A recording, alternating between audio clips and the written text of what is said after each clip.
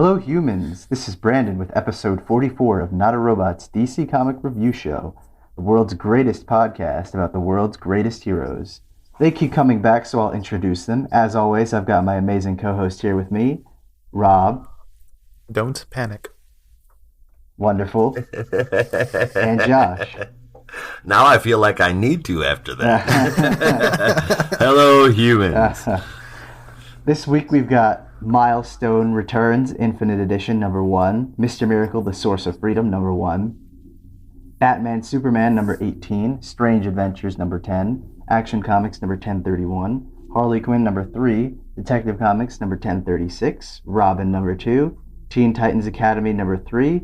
And towards the end, we'll briefly summarize Stargirl Spring Break, number 1.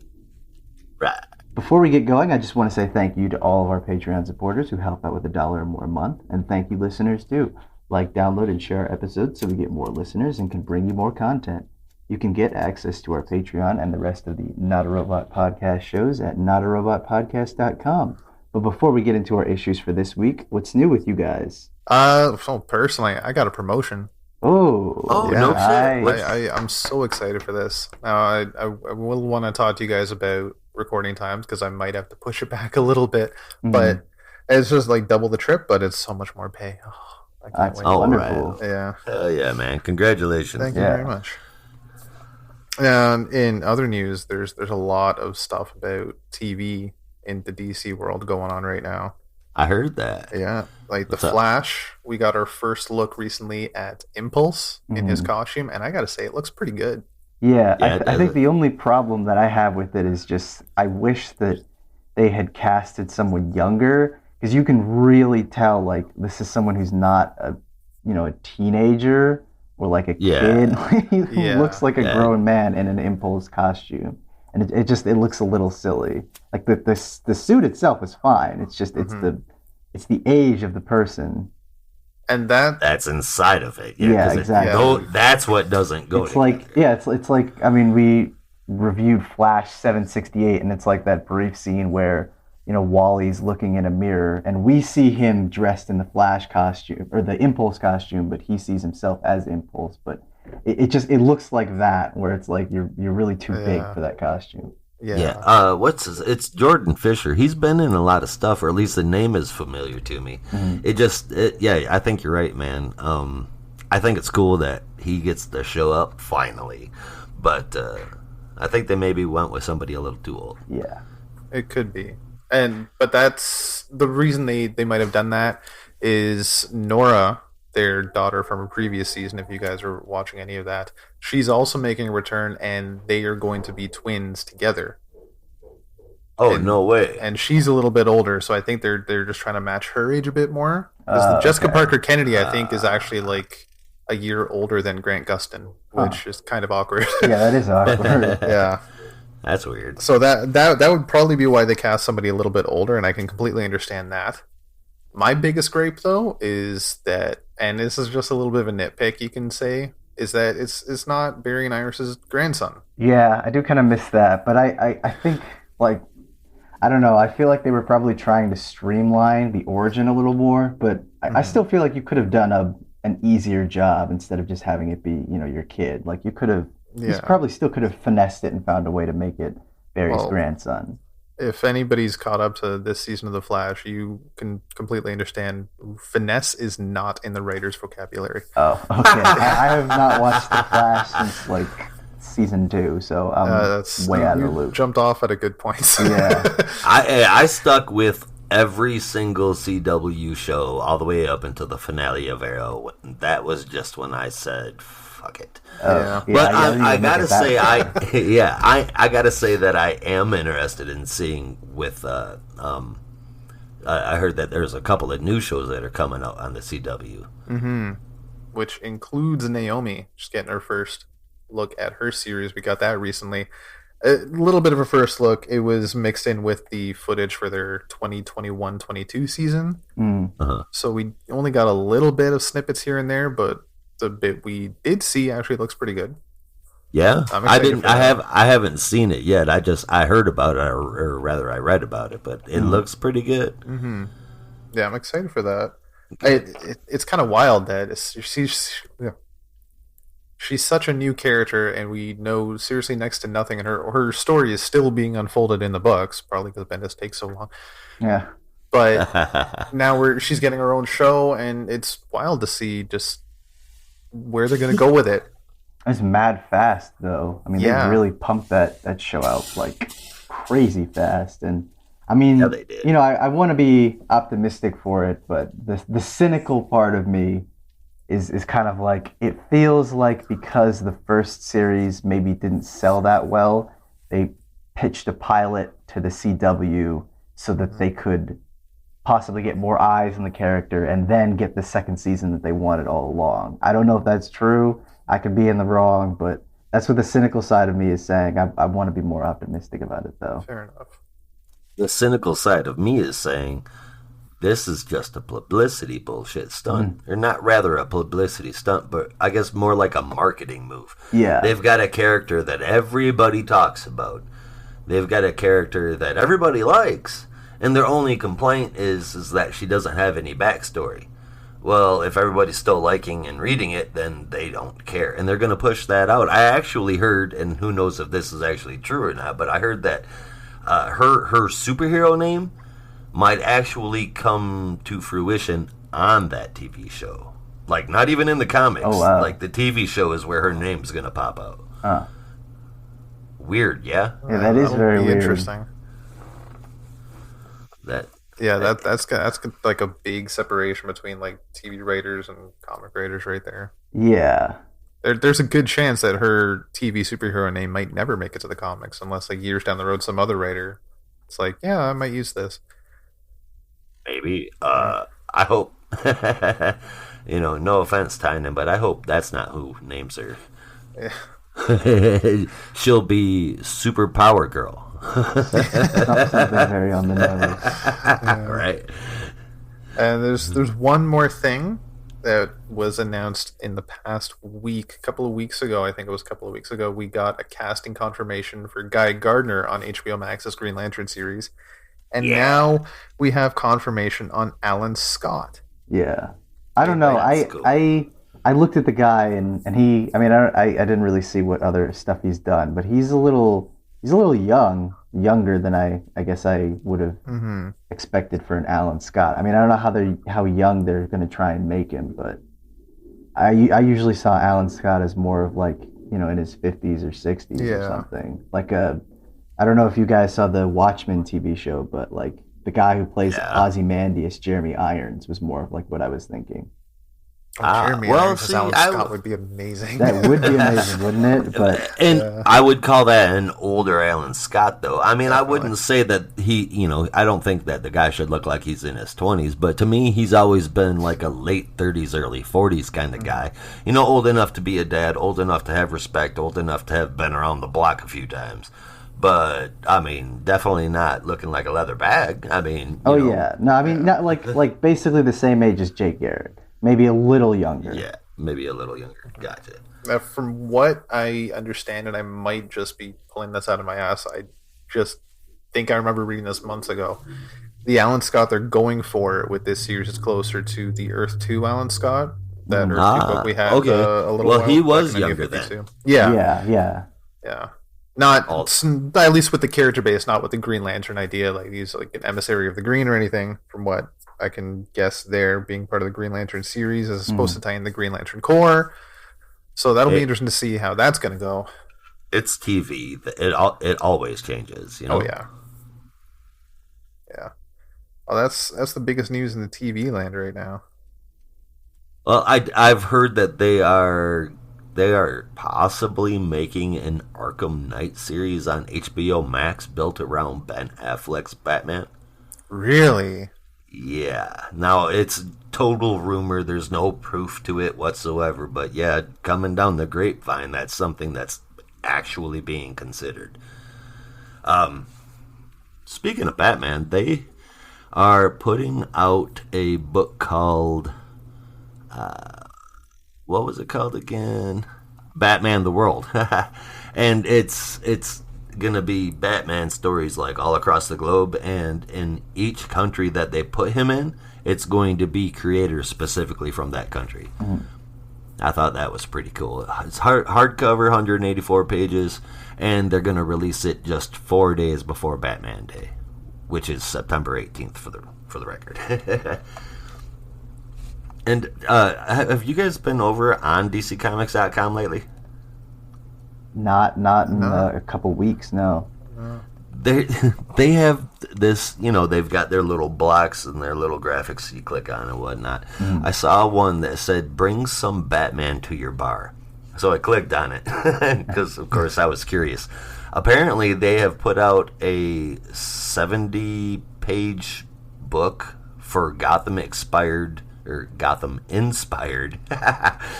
food and drink recipes, and they have a couple of the cocktail recipes that are on the website there for a preview. Oh, that's fun. They've got names like the Demon's Head, Feline Fatale, and the Last Laugh. Wow. They've got one called Elegy for Kate Kane. That one's 2 different kinds of vermouth, pomegranate juice, club soda, and a lemon twist. I think a lot of thought went into these drinks to be completely perfect with you. Yeah, that's what I'm saying. Yeah. They announced the free comic book day books coming out on August 14th. It's going to be a preview of Batman Fear State, the new I Am Batman series, and the Suicide Squad one is going to have a King Shark story written by Tim Seeley and Scott Collins. Yeah, almost missed that part. There's going to get a sneak peek at Suicide Squad Get Joker. That's by Brian Azzarello and Alex Maleev, so that's going to be good. And they're putting out that those young adult books, Teen Titans, Beast Boy Loves Raven. That's been around for a little bit, but if I'm reading this right, there's a new book on its way called Batman and Robin and Howard and Amethyst, Princess of Gemworld. I saw that, and I when I read that, I had the same thought you did, but then I saw pictures of 2 different books. So it is Batman and Robin and Howard and Amethyst. So it's 2 different books. Okay. Yeah. I thought there was I still want to know who the hell is Howard? I saw the cover is pretty cute. Graphic novel or something? Yeah. Yeah, it looks like Batman is bringing Robin to school, and he's made a friend named Howard, but Robin's actually in his Robin costume. It's weird, but it's for kids. So yeah, it's adorable. Yeah. Cool.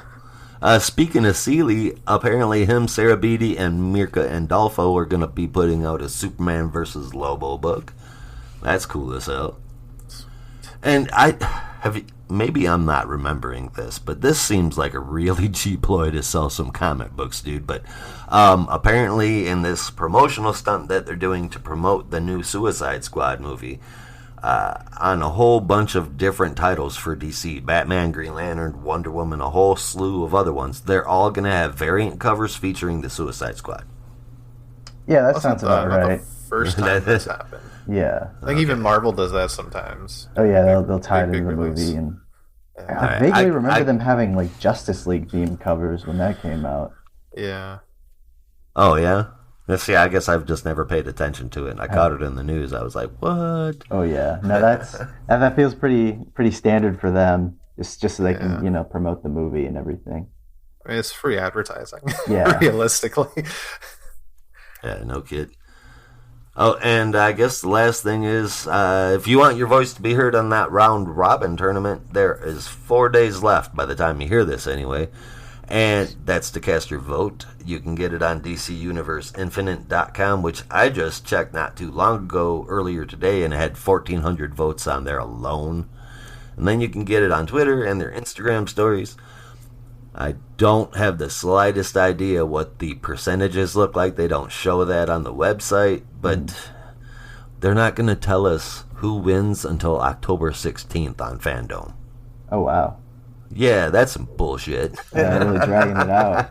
Yeah, tell me about it, man. That's not cool at all. And I gotta say, I don't know, man. Okay, so you guys are right. It is more than the Robin sitting around a coffee table, because on the DC Universe website, they've got 10 pages of previews for both titles. Okay. And it's definitely not the Robin sitting around in a coffee shop. I did not zoom in to read the story because I didn't want anything to be spoiled for me. But the panels themselves look pretty good, and there is action shots in it. On the Suicide Squad thing, the action shots look pretty good. The art looks super great, but it is really dense. There's word balloons fucking everywhere. Also, I mean, again, and this just kind of reinforces my point because, like, I guess this is another bit of news, but the DC August solicitations came out yesterday, I believe, and right on the cover of Robin #5 is literally the thing that I have been saying for like the past couple episodes, which was if you want to do a Robins book, you have a Robin book, just do an arc where all of the Robins team up. And on the cover of #5, what are they doing? An arc where all the Robins team up. And I'm like, Jesus, guys, I'm telling you, this podcast is psychic. I know, seriously, but I was just like, why didn't you just do that instead of having this in the Round Robin book at all? If you're going to have a whole arc that revolves around the Robins teaming up and another separate book that does the exact same thing, what's the point? Exactly. So even if it is a little word heavy, I know, and I'm like, nice. I think I'm still a little salty about that. Like, I knew Robins was going to win, but like, I was really bucking for Green Lantern. Yep. At the last round, I had to be. Yeah. All I can say is that even though it's a little dense, that doesn't necessarily it's going to be bad. It doesn't necessarily it's going to be Bendis. So I still want to see that Suicide Squad book over top of the Robins book. Yeah, at this point, I hope so, but it just doesn't. Oversaturation, people. Just doesn't seem likely. Anyway, I want to try out some of those Gotham City cocktails. So if anybody out there tries them, go check it out. At least check out the previews on the DCComics.com website. Let us know what they were like. And guys, if you drink it all, check them out and try them out. I know we're going to here. Also, we'll have a cocktail review bonus episode. Oh yeah, that'll be fun. So I was just checking out one more thing about the Round Robin, the poll on Twitter, on Instagram, because that's what I have access to, and it looks like the poll is only on DC Universe. Oh no! Really? So realistically, American fans. Feel free, but us Canadians, you're shit out of luck. Sorry. Yeah, yep. I mean, unless you have a VPN or something. Even like that's a lot of work for just to vote. Yeah. I've been waiting for DC Universe to announce it. I can hook you up. Oh yeah. Yeah. Right. Get your voice heard, my man. Vote by any means necessary. Would this count as election fraud? No, I think we're good. I mean, I don't know why they still have, DC Universe region blocked. Like, I don't understand. What, 2-3 years at this point? And I think Netflix, at least for Canada, is a big problem with it because a lot of the stuff they have on there is also on like other streaming services. Oh. Yeah, it's licensing problems. Bell is a big problem in Canada, and they own like half the fucking country. That's weird to me, though. Like, I remember when Titans was just starting, and people that I knew from Canada were just like, what the hell? Like, we can't, what are we supposed to do outside of using a VPN and trying to access it? Yeah, I mean, honestly, watch it on Netflix. Yeah, it's like, until HBO Max picked up a lot of those shows, like, you really just had no option. Yeah. Am I wrong? Or I think this might be the bigger kick in the teeth is that I think it's shot in Vancouver. Actually, Titans is shot in Toronto. Yeah, Toronto. Okay, I knew it was. Down the street from my fucking house. That's like tough. I'd be standing on the roof with the binoculars, man. If you see me in the background in season 3 saying "Bring it to Canada," you'll know why. We'll look for the smoke signals. Yeah.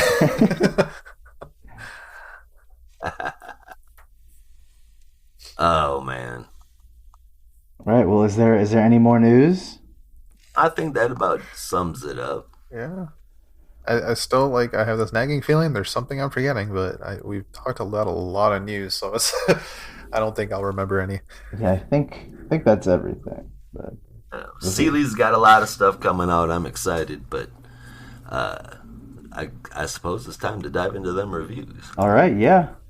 All right, well, to get us started, we'll look at Milestone Returns Infinite Edition #1. So This is a release of a digital issue that came out in February and serves mostly as an introduction or reintroduction based on how familiar you are with these characters to the world of Milestone, told from two stories basically. The first largely from the lens of the characters Static and Hardware, as Static, aka Virgil Hawkins, deals with the emergence of his powers after attending a Black Lives Matter rally, and Curtis Metcalf, aka Hardware, who must use his newly developed skin technology and hardware suit to protect himself after essentially taking the blame for the chemicals he designed that were used in a police rally that caused a lot of the people to have Melt. new powers. Yes. We also catch up with some of the other heroes around Dakota City, like Icon and Rocket, the teenagers who were affected by Curtis's gas, as well as Static, who uses his new powers to take down a bully at school, and a man named Holocaust, who will use his powers to defend his neighborhood by any means necessary, it seems. The second story largely focuses on Icon and Rocket and their assessment of these new and weird characters emerging all over Dakota City, with a mysterious figure emerging at the end named Dharma, who states that the weirdness is only just beginning in the war to come. And that's it. So what did you guys think? Awesome. Dude, I absolutely, first off, let me say, I absolutely dig the art style in all, I'll say all three stories, because the art style went back and forth with Static and Hardware. And it was fantastic. Of course, Jim Lee stands out. That dude is easily one of my favorites all the time, but I never bring him into the discussion because I guess, after so long, I just consider him part of the brass now. Yeah. But I love how this story is set in a world parallel to our own in so many ways. The self-contained universe, it seems. It looks like it is going to be very capable of maintaining itself without any help from the rest of DC, like we were talking about before. That's awesome. Yeah, a lot of interesting setup. Yes. Is there? And I have to ask, just with so many different focuses on kind of the different characters around Dakota City, is there any one that's kind of stand out for either of you two, or are you just kind of taking it all in? Oh, I've always, everybody loves Static, of course, but Icon and Rocket, I have always loved them. They're absolutely. I'm completely blanking. Laurel and Hardy, almost, of the superhero world, and because they're so completely opposite. And I just always love that team, so I'm digging that. But so far, man, all of them look great. Yeah, I think for me at least. Oh, sorry, Rob. Did you want to go ahead? Yeah, sorry. So I'm from the generation that grew up with the Static cartoon, Static Shock in the late 90s, early 2000s. And I was so excited to see him back in a book. I actually didn't get a chance to read his book in the New 52, but now to be the real OG Virgil Hawkins again, I'm so excited to see him back. Oh, yeah.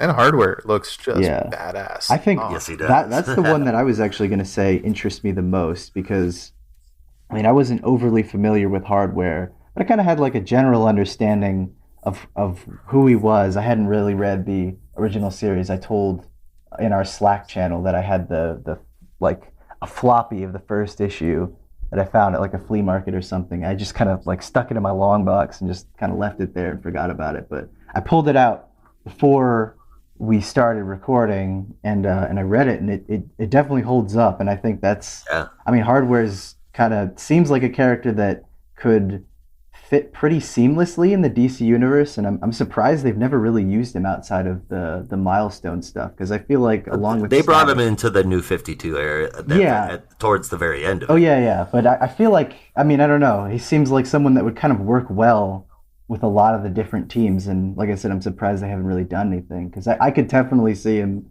in a book like Outsiders, or maybe for sure, a support Justice League team, or they had the and this is one that I was thinking, it's too late now, but in the New 52, when they were doing the like government Justice League of America team, I was thinking he would have fit in there pretty well, just as like a counter to some of the other like main Justice League heroes. But yeah, I don't know. I think that's the one that interests me the most. And then You know what? He'd fit in really good for whatever the hell we're calling it, Justice League Frontier or whatever, with where all the other people are getting sucked to. You know? Yeah, yeah.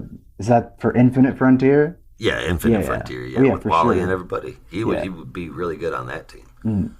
But again, I think that they don't need to cross over. I think these characters are going to be strong enough to have this self-contained thing going on, and the fact that they started it off with a crowd being dispersed by this gas, this chemical agent. There's untold amounts of people that have been granted these superpowers, let alone the ones that got melted. Yeah, yeah.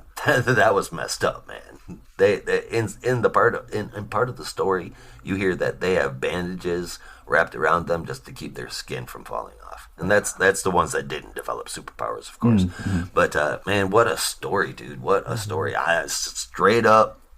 Maybe this is because I feel like I've been waiting forever, and this is excitement for this. But short story, but I'm giving it a 9.5 out of 10, man. Very nice. Yeah, I thought it was a really, strong start. Mostly just a setup issue, which is why mine's a little lower than that. I ended up giving it an 8 out of 10 because, like I said, it's mostly just an introduction, kind of stage setting. I feel like once they get to the individual books, they'll be able to stretch their legs a little bit more. But I'm definitely interested to see where it's going. What about you, Rob?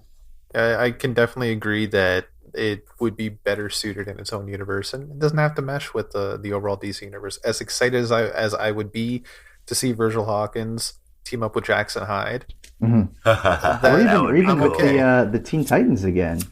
They had him Yeah. in the Titans shortly before the New 52 for quite a time hmm after they Oh kind of my merged the gosh. universe after Final Crisis. But yeah, Could you imagine Static and Damien?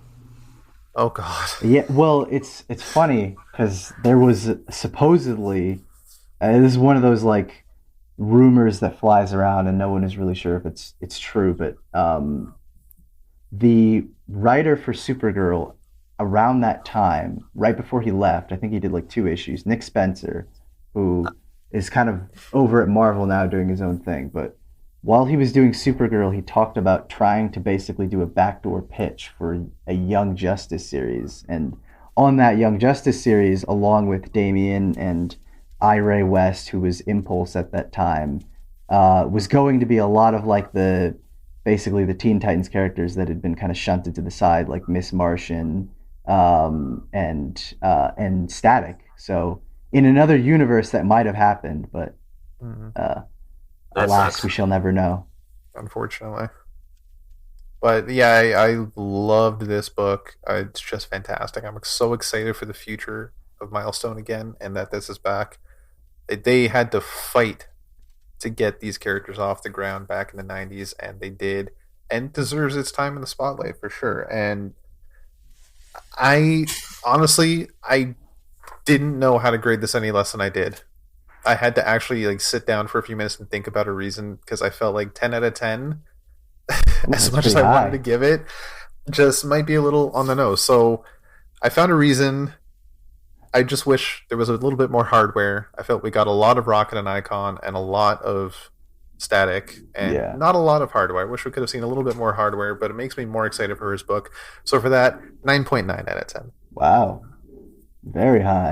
I'm so stoked for this. Yeah. Yeah. And I had seen this, but I kind of forgotten about it. But Josh had mentioned that the hardware series is going to be by uh, Brandon Thomas and Dennis Cowan. So I'll make sure to support that. One for Brandon Sikowitz. solidarity, and two, just because it sounds really interesting. Right. All right. Well, All right. next we'll move on to Mr. Miracle, the Source of Freedom, #1. And do you want to take that one away, Josh? I sure do. This one is also written by Brandon Easton. Oh man, I'm feeling like super represented over here. Right? And I apologize right off the bat, guy, but I'm gonna butcher your name. I think it's Ficho Osio and Rico Renzi on art, Yannick Paquette on the cover, and Rob Lee on letters. And as far as Mr. Miracle goes, Shiloh Norman is a badass Mr. Miracle. Oh yeah. while both of the Mr. Miracles are good characters, I feel like Scott Free is just a little depressing. That's not the first time I've said that on this podcast. Thaddeus Brown was actually the OG Mr. Miracle, and he trained both versions of himself, I suppose. It starts off with him performing the highest space jump in human history. That's Shiloh. 62 miles in the air, or 100 kilometers if you're like Rob in the rest of the world. Of course, he waits until the very last second, literally before not crashing into the Earth at Mach 1.5. Yikes. And he has definitely made a career out of his talents. Unfortunately, that career is dipping a bit, even after that stunt. You get a peek at his surroundings and the place he's living in, though, and he's still doing okay. He's told that he needs to go out and either be a hero to pick up his ratings and get people to like him again, or to take off the mask. He's not going to reveal himself, even though the public is demanding it, so hearing up is what he does. Well, that and trying to be a ladies' man, that comes with a non-disclosure agreement. He's not as good as that as he is escaping things, though. He has a valid reason for not wanting to reveal his identity, and that's largely tied to being a black man. As he says, things haven't changed much between 1969 and now. And the issue ends on quite the surprise, with the only child of Big Barda and Scott Free, somebody named Never Free. And it looks as though he wants to take the costume from him. And you know what? I can understand why this guy wants Mr. Miracle's costume. This guy looks like his costume was put together by going through the recycling bin of Earth's superheroes. I saw a little bit of Aquaman in there. I saw some Robin. But in any case, I love it. This was a great read. The art was so much better than what we had in Future State. Much more appealing to a wider audience. And if you want to sell books, that's what you have to do. And, there were just a few art issues, mostly a few faces, some coloring issues, but it is a solid 8 out of 10 for me. Nice. Rob, what did you think?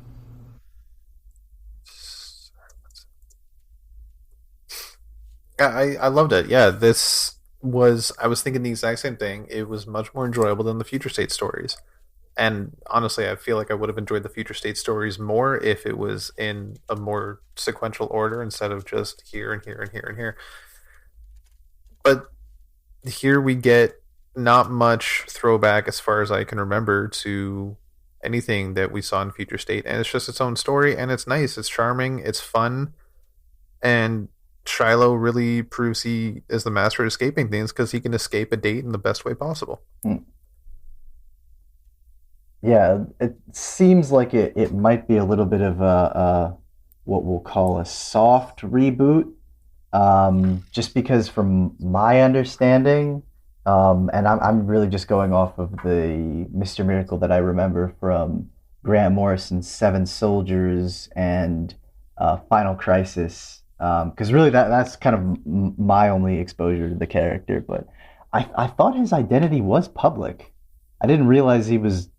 That's why I was like, it kind of feels like it might be a soft reboot for Infinite Frontier, or maybe this is taking place in the past, because I don't know if they specify when this is supposed to be. I don't know that Shiloh Norman's identity has ever been revealed. I know Scott Freeze has. Yeah, because I remember I don't remember he was that. he was doing stunts in the Mr. Miracle Seven Soldiers series, and it didn't seem like he was, you know. It wasn't like a mystery. Yeah. But again, I like, that's why I'm like, I don't know, is this like a little soft reboot? Is this an origin story? I think it's just where we're at with Infinite Frontier. Yeah. Which is going to be the excuse for a lot of stuff. Yeah. Well, I mean, yeah, like I said, it could have happened years ago, or it could have happened last week, but this is a newer, updated origin. Hard to say. That one just, it kind of was a little confusing for me, at least. Hey, just real quick before we move on any further, I just happened to see a piece of news come across here that the guy that's going to be directing the Green Lantern series on HBO Max is actually Lee Tolan Krieger, and he works on Superman, Lois, and Riverdale. Oh, that's like That's like that's weird.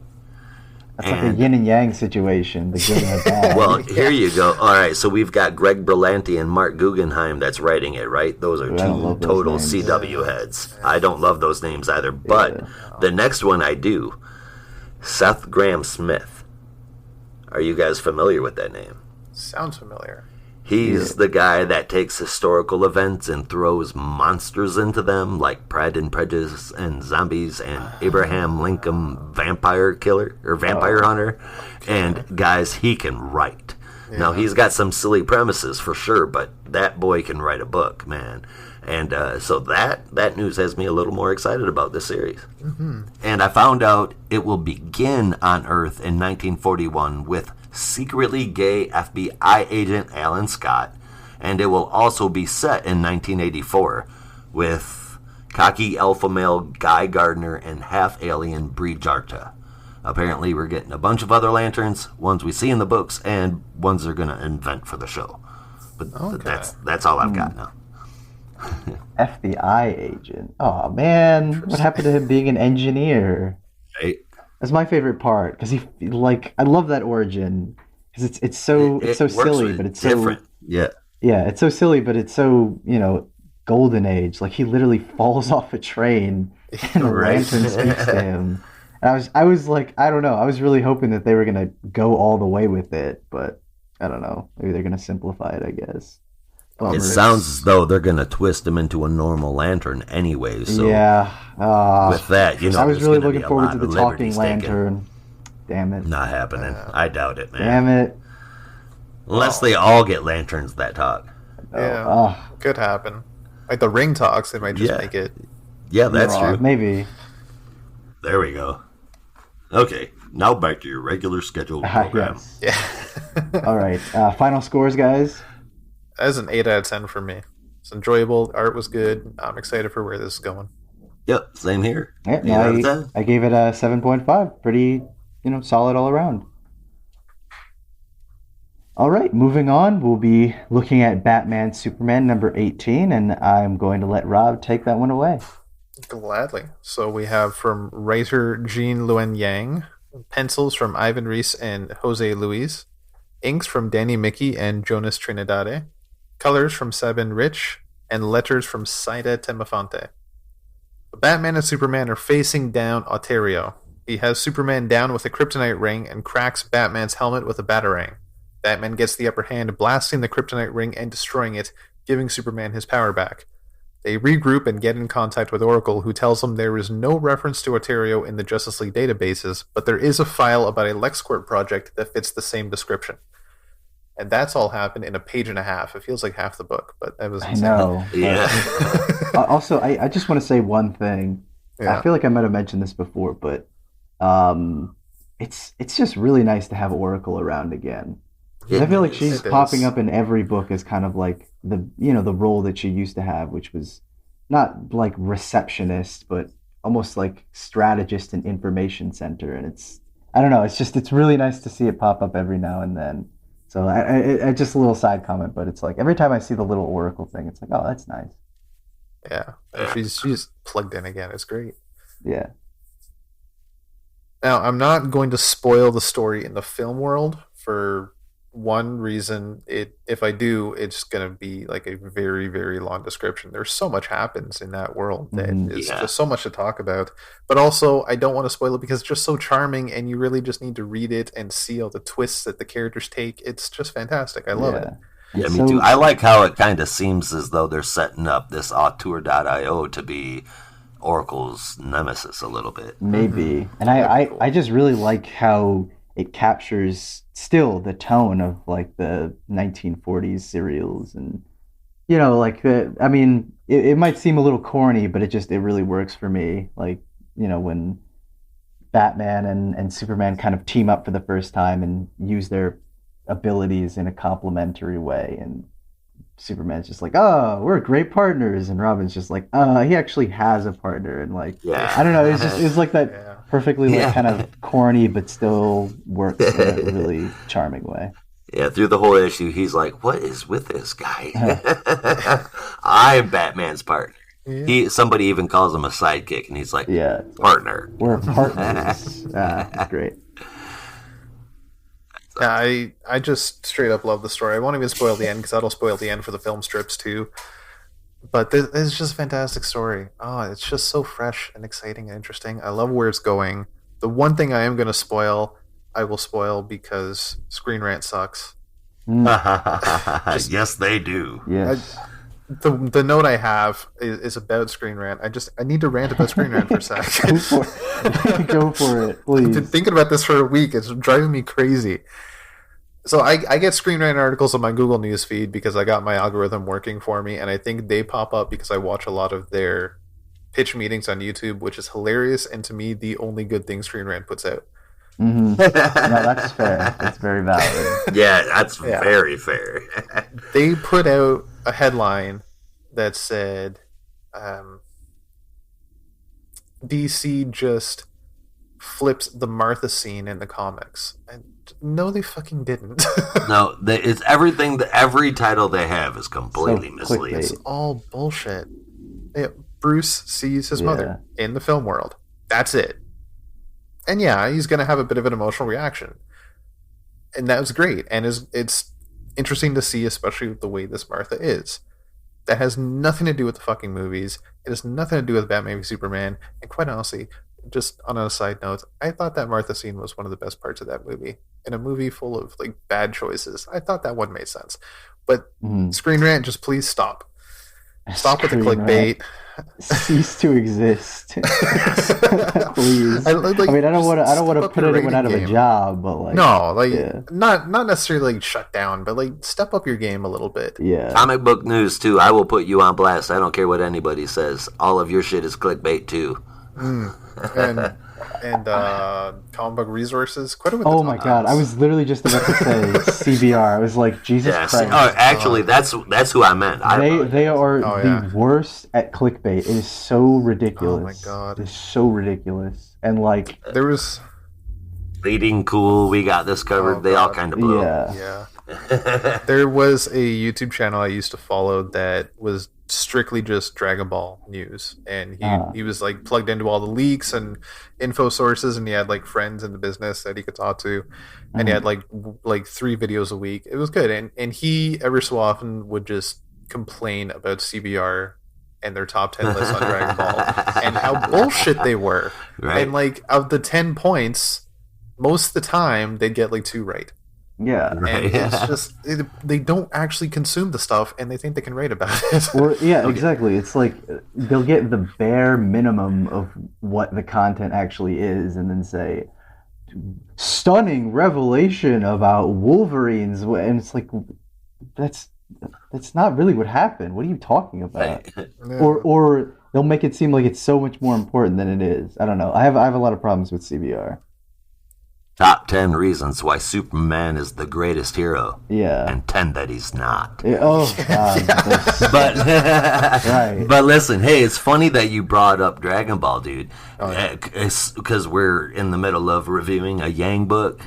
And I think this should be the true Yang Gang, by the way. In any case, he recently said that he wants to do a crossover between Superman and Monkey Prince. Yes, I remember that. Oh, yes. I'm so excited. Do you know who Goku is based off of? Oh, definitely. He Monkey Prince, the legend of Monkey Prince, and they both are. He wants to do this as a way to finally settle the argument of who would win, Superman versus Goku, and this is the only way it'll ever happen. So that's what he wants to do.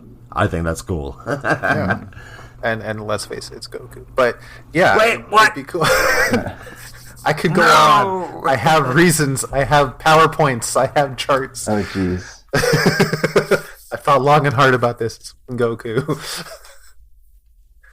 You think that all he's got to do, Superman flies up while Goku's in the middle of... In the recent manga, lobotomize they've him, improved it. They've gotten faster. Now it only takes 2 seconds instead of 20 minutes. Wow. Jesus. Superman can move faster than that. Goku's done. Lobotomy, done. Goku's instant transmission. We could go on. Okay. Batman, Superman. Let's not do that again. Have you guys seen that that death battle video? Oh God. Yeah. I try to avoid that because that just brings out the worst in people. Yeah, it's just people got like so mad about it, and then they did a redux because they were getting so much hate, and they did the same thing. just to like really double down on it, and people were pissed. That's hilarious. Anyway, yeah, art was fantastic. Yeah, the rating is great. I'm loving the story. Keep getting it better and better. I don't even know if you can get much better. It's just great. 9 out of 10 for me. Keep it coming. I'm kind of along the same vein. This isn't something that's a major story. You're not going to get super invested in it. It is interesting, and more importantly than all the rest of that, it is fun. And that and the great art is what sets it apart from being like a 5 out of 10 average comic book. Because you do get that campy, serialized feeling here while you're reading the book. And honestly, if that's all it was, you wouldn't be interested. This book turns it up a lot, and you will enjoy reading it. So for that, it gets a 7 out of 10. Nice. Yeah, no, I'm still having a really great time reading this book, and I think it's such a wonderfully creative idea, setting it in this weird like film world. So I'm digging it, and I gave it an 8.25 out of 10. Rob, did you give it a score? Yeah, it was a 9 for me. Right on, man. Cool. All right. Well, next we'll move on to Strange Adventures number 10. So this issue was brought to us by Tom King with art from Evan Doc Shaner and Mitch Gerrits. And there's not a ton to say about this one outside of the major revelations that come out of it, which sounds counterintuitive, but basically what I'm saying is like stuff happens, but like not a lot happens. Anyway, let me explain. Basically, it's issue number 10, and this entire run up till this point can be summed up on this issue's last 3 pages. Yeah. So essentially, this issue focuses on a letter written by Mr. Terrific after watching Alana's speech in the last issue that addresses some of the lies that Adam has been telling about his campaign on Rann against the Picts. The letter is juxtaposed with Alana's daily routine as she goes on talk shows and meets with the president and the army and prepares her makeup and does things like that at the beginning and end of her day. As usual, the issue features flashbacks of Adam on Rann leading all the different species of Rann to save the sea folk and fight off the Picts, hoping to drive them from the city of Ranagar. The major revelation, however, is that Adam Strange has made a deal with the Picts around Earth, and Alana truly understands the nature of his actions. What happens next will likely be some kind of dramatic confrontation between Adam and Alana, and it's hard to see how Adam will justify this. What did you guys think? It's been much better this issue, and finally great to see this, or great to finally see this actually getting somewhere. They're actually getting some kind of conclusion, or at least heading towards conclusions. 2 issues left. You got to get there somewhere. Yeah. I thought the art was beautiful, and I actually really enjoyed this, but mostly because we're finally getting content. Yeah, my hope is that for the next issue, at least, they don't, like, because I know it's going to be some big, dramatic scene between Adam and Alana, like, oh, how could you do this, and yada, yada, yada, but I'm just hoping like they don't ham it up too much, and that's the entire issue, because I would just get really tired of that really quickly. Yeah, but let's hear from Tom King's number 1 fan, Josh, on what he thinks about Strange Adventures number 10. All right. Wait, well, first up, I thought he was Bendis' number 1 fan. Oh, sorry. I'm both. Both sure. Both for sure. Yeah.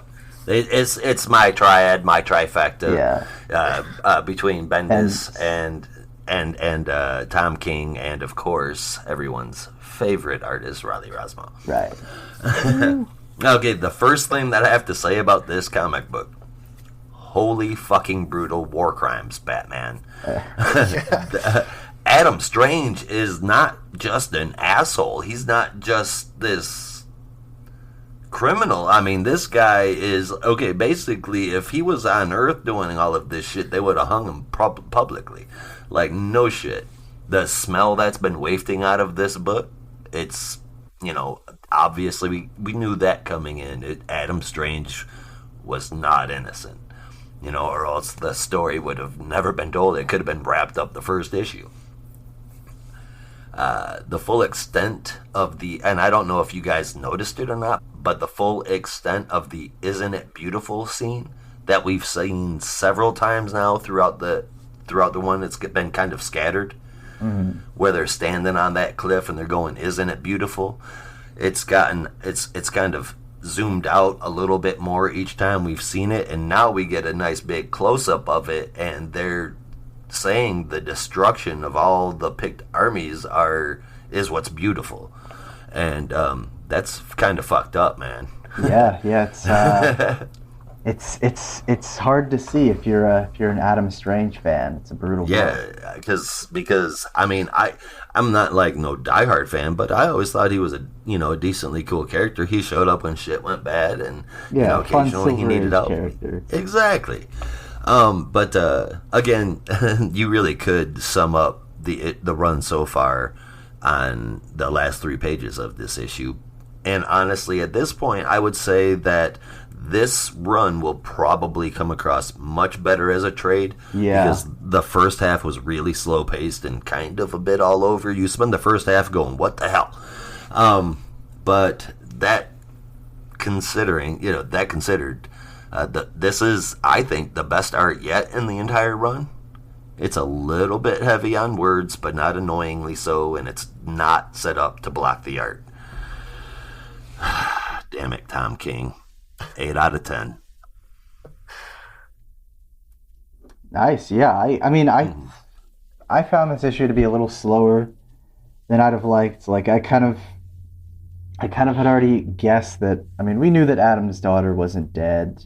There was clearly something there, and highly it seemed like they were driving it. He made some kind of deal with the pick. So honestly, these revelations weren't that big, and at least not for me, because I'm so smart. But well, it's not that the revelations were big, because like we said, we're 10 issues in, we've seen all kinds of evidence that's what's had. Everything's tended towards it, so no big surprise there.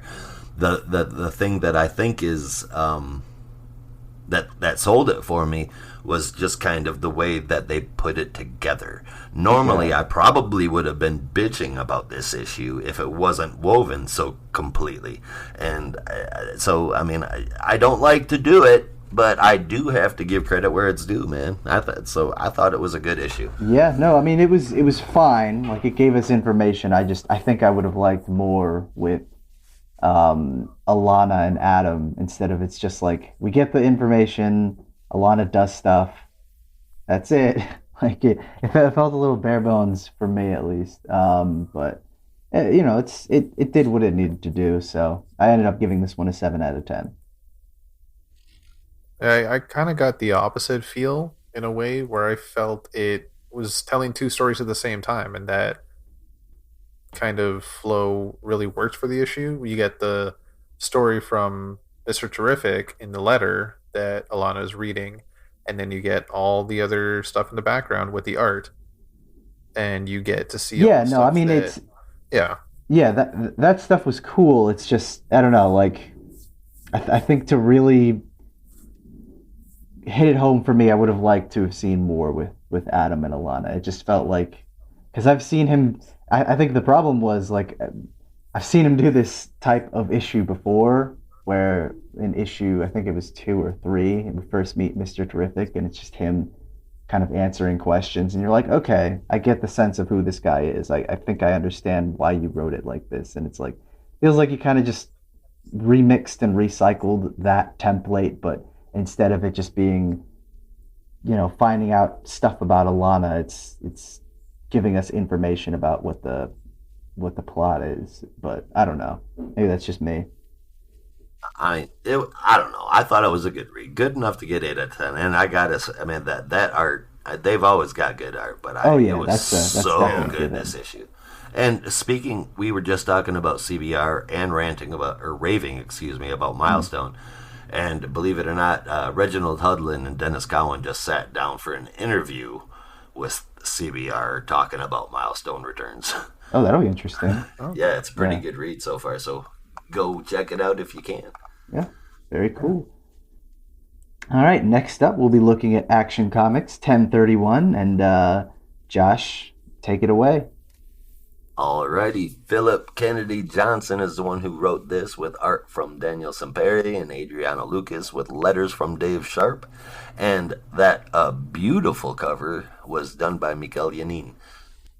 It turns out that the warships from Warworld were This is going to be hard. It turns out that the warships from Warworld that were war refugees running from war zones. And yep, that's pretty much exactly how it's described to us. They belong to different peoples a little bit, but there's one with the insignia of the House of L branded onto her palm. The Super Fam rescues the refugees, but is unable to convince the Atlanteans involved, because the spacecraft landed in the water, to let Superman examine this fragment from the ship with some unknown element. Apparently, its signature is very similar to source energy, whatever that means is going to happen later.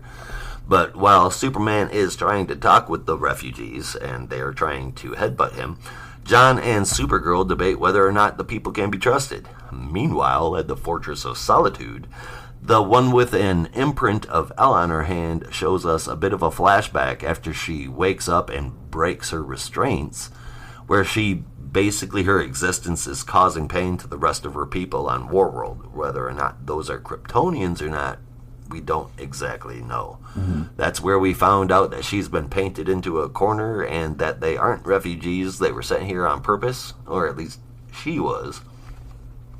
The art never suffers in this book, really, and the story continues to get better and better. In my humble opinion, I can't wait to see how this leads into the new age of Superman that's coming from Taylor really soon. Action Comics is getting another 8 out of 10 from me. Very cool. Rob, what did you think? I really enjoyed this. The art was just amazing. Wasn't it? I'm loving the way the story is going. I was just even looking at, as you were talking about the art, when Clark is in Atlantis and he's going to talk to the prisoners and he's just floating through the bubble, and the color work there is just amazing. I'm loving the way this is going. I really hope these are new Kryptonians, because again, similarities to Goku. The Kryptonians and Saiyans are never dead. Apparently there's always not. more hiding somewhere. Yeah, we always seem to get a couple every now and then. Mm-hmm. We've lost so many, so yeah, it'd be cool to see some new side of Krypton. Yeah, I think it'll be interesting to see what lengths, Clark will go to protect these people just after losing Kandor, because it seems like he's still really reeling from that. Yeah, that's if these are Kryptonians. Yeah, that's true. Yeah, that could be a twist. Sorry. Yeah. Yeah, I'm enjoying it. I'm excited to see where this goes. I can't wait for the future of this book and Superman as a whole. That's a 7 out of 10 for me. Awesome. Yeah, no, I thought it was also a really solid issue, and I think Action Comics is definitely the stronger of the two Philip Kennedy Johnson Superman books right now, at least from what I can tell. But I mean, I don't know. Like I enjoyed kind of the first story that he did with the Golden Age, and I feel like it's still getting better. But yeah, I'm with you. I'm really interested to see where it's going, and I feel like it kind of goes without saying that the art by Daniel Sampere is absolutely gorgeous. You don't even have to say that. Yeah, no, it's like if you just flip through the book, like you'll know. So yeah, this one, the main story at least got a 7.5 for me. But we're not done quite yet. Next, we'll be looking at the Midnighter backup, and I'm going to let Rob tell us all about it. Gladly.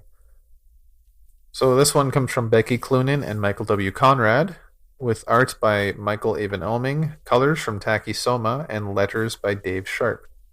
Midnighter is ready to attack the present Andre Trojan, but is convinced otherwise by his personal Trojan. That still doesn't stop him from leaving a threat to deter Andre from causing the future that we've seen. Upon finding the note, Andre questions his motives, but instead doubles down with his new captive, Shiloh Norman, hoping to crack the mother box and arrive at his destiny. Another fun chapter, I'd say. I can't wait to see the future of this. Is this? Do you guys know? Is this going to tie into? Is it an annual Midnighter annual? I think was announced recently. Yeah, Yeah. it's like I think that's going to be like the coda for this backup, and then that's going to lead directly into Superman and the Authority from Grant Morrison. Okay. It seems we've actually got quite a few storylines that are going to be intertwined Yeah. with the storyline. It'll be exciting to see, and I still feel like this is one to pay attention to when it comes to all of Infinite Frontier as a whole and the whole overall story. I think this character, at least this story, might have a big part to play in the Infinite Frontier series that we're going to get, but Yeah. that's just my theory. Who knows for sure? That's not confirmed. I'm not Screen Rant or CBR. But if this is supposed to tie into Superman and the Authority, I guess I'm still confused as to when that book is actually taking place. Because every time I see the covers for it, it's like Superman's got gray temples and he looks like he's getting up there a little bit. But I mean, if this is Apparently. supposed to be in the present day, It's not. It's supposed to be like right before or simultaneously while he's on Warworld, gotcha. where he did look kind of grizzled and a Yeah. little older. All right. Well, Rob, did you give your score? Yep, I enjoyed it, and I can't wait to see where it goes. 7.5 out of 10 for me. Cool. What did you think, Josh? The ending. Did anybody see any of that coming? No. Me either. Dude, yes, more please. I'm even loosening up on my art critique here because I'm actually starting to feel like Deming is the new Howard Porter when he's at his best, and maybe even a bit better. The backgrounds for the Midnighter panels are great, though the rest of the panels in the background, they feel a little bit lacking. I'm in, though. Great progress, and seeing this dude have Miracle tied up in whatever that was, I can't wait to see where this goes. That's awesome. Yeah, no, So, I 8 out of 10. nice. I agree. It just kind of a solid chapter, and I didn't really have much else to say outside of just kind of continues a cool story with Midnighter. So I ended up giving this one a 7 out of 10. So my final score is a 7.25. I don't know what you guys had. Mine's an 8. And mine would average out to 7.25 as well. Cool. After these messages, we'll be right back. Now, back to our program. And we're back. Hope that wasn't too horrible. Thanks for sticking with Not a Robot. Next, we'll be looking at Harley Quinn number 3. This issue was brought to us by writer Stephanie Phillips with art from Riley Rossmo and colors from Yvonne Placencia. So Hugo Strange is done playing around and decides that if he is going to fully enact his SAFE program, as well as some of the crazy experiments we see Strange do in the SAFE facility in Gotham, he needs to deal with the Harley Quinn problem once and for all. Harley, however, is going full steam ahead with her clown rehabilitation program, despite no one seemingly showing up at first. But after some people begin to trickle in, Harley talks about how she's made plenty of decisions and how she wants to help others. She feels it's her time to do something right. But it's too late as one of Hugo Strange's orderlies, Lockwood, decides to reveal himself as one of the people in the group and attempts to kidnap Harley Quinn along with all of the other people in the meeting. But Lockwood and some other SAFE orderlies load up the former clowns in a van, and while Harley pursues, the van crashes before she's able to free them. Fleeing into the sewer to escape and plan her next attack, she is met with a rather unexpected friend, the monstrous Solomon Grundy. And it's not even Monday. Thought I'd throw that in at the end. Thought it would be funny, but it wasn't. No, it was. Yeah, I laughed. yeah. That was good. I thought this was a super solid issue, and I mean, I still do dig the art, but I'll admit that there were some places where it was a little like crazy, especially I think during the chase sequence, because for a moment there I was kind of confused because it looked like they got into the vans and started running, and then Harley just like seemingly ran and jumped on top of the van while they were at like full speed, and I wasn't really sure what the hell was going on. But other than that, I didn't have any major problems with it. It just, like I said, it felt like kind of a solid issue, a bit of a retread from what we saw last issue, where Harley's kind of talking about, helping people find their redemption and so on and so forth, and then they're chased by Hugo Strange's like orderlies, but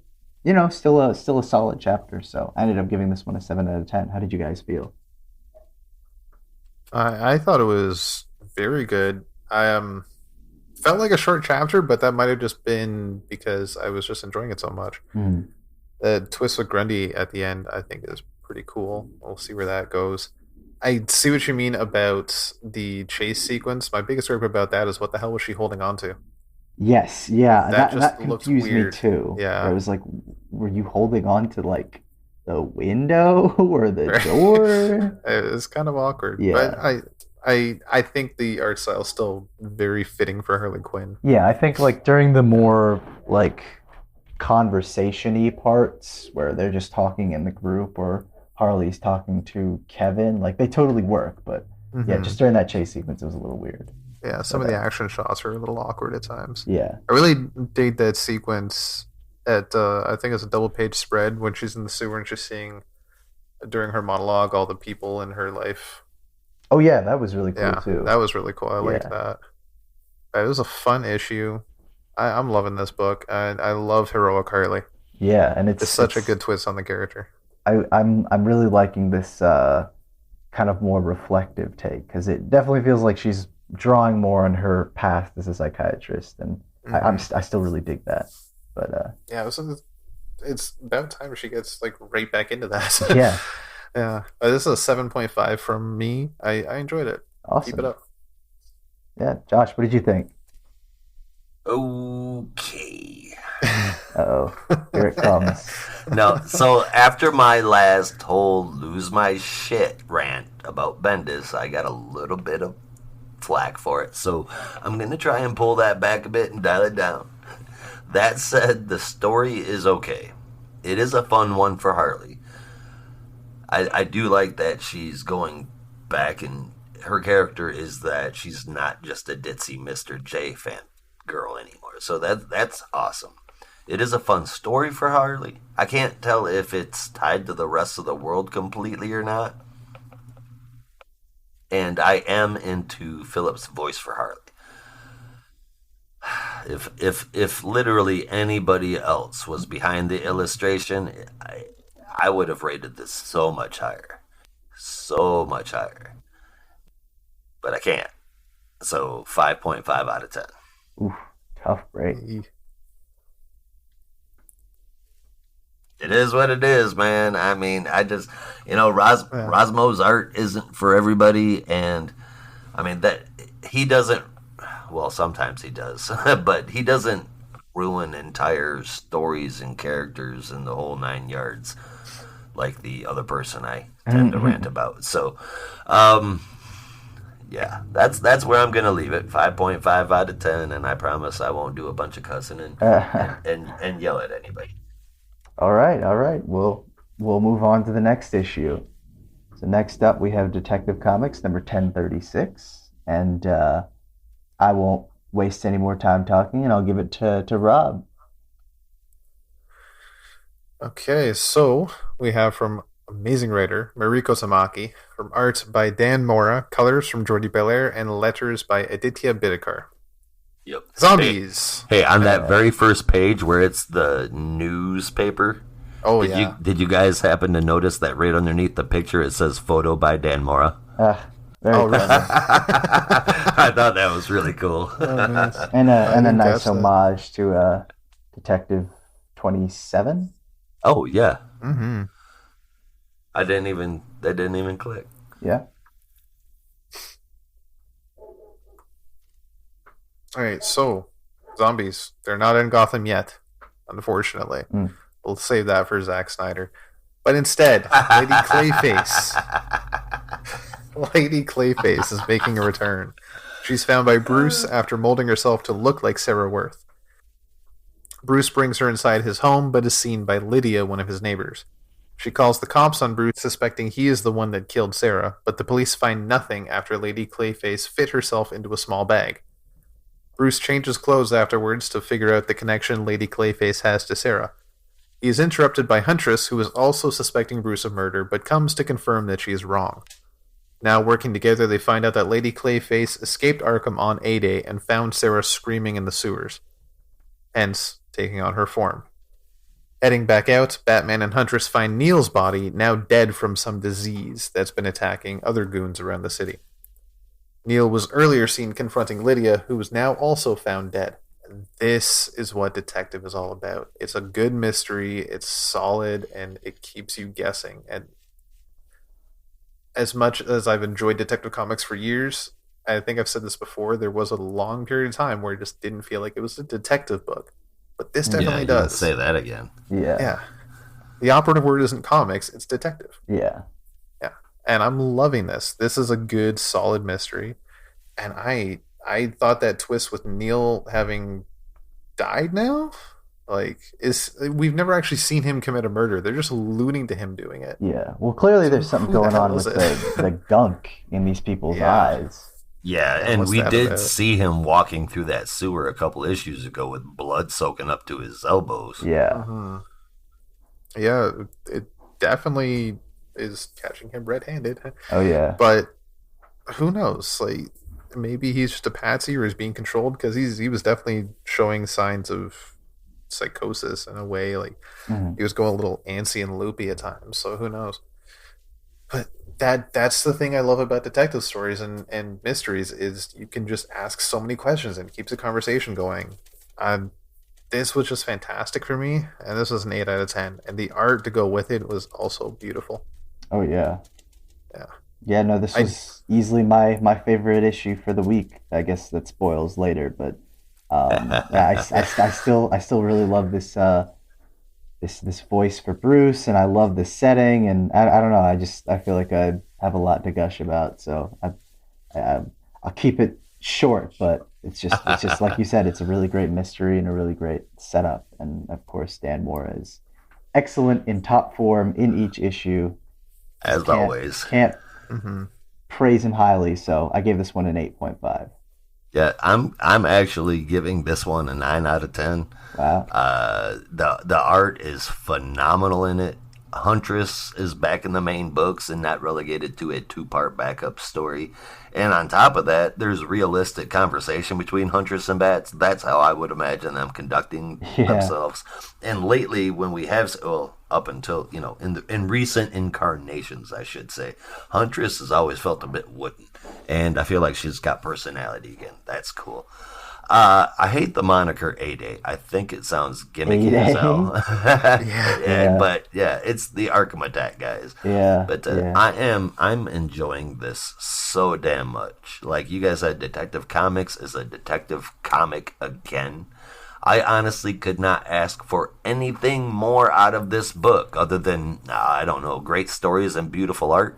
Oh, wait. And that is why it gets a 9 out of 10. Yeah, I'm kind of iffy about the whole A-Day thing, because I don't know if you guys played the Avengers video game, but they had a whole thing about a day called A-Day as well. Huh. And every time I see it, I just think of the game, and the game's kind of like meh. But I wish they found a different way to name the day.